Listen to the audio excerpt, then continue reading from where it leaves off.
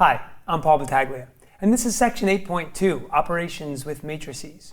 You know, at first glance, when students look at this section, they might think that it's going to be rather easy, but I think that when they look at the properties, they might actually see that things get a little tougher. So I have Gabe and Brittany here, and Gabe, talk to us a little bit about those properties and what they want to look for. Sure. So as I work through the concepts in this chapter, I think students understand how matrix addition works, maybe after working through an example, as well as scalar multiplication. Sure.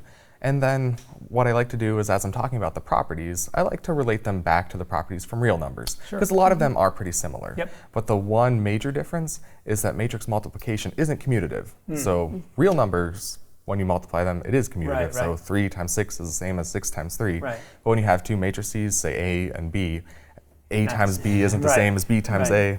And that really leads to a pretty good discussion about the differences between real numbers and matrices. I agree. Brittany, tell us a little bit about how maybe we can start students off with just the process of matrix multiplication.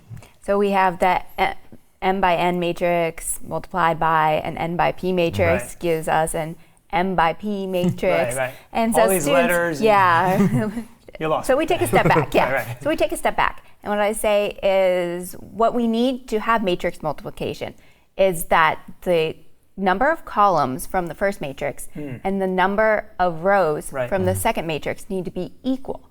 And then once we do the matrix multiplication, the product of that is going to be, the matrix is going to have the same number of rows from the first matrix and the same number of columns from the second matrix. Perfect. These are really important points you're going to want to make to your students because it'll help avoid confusion as they work through some of the examples.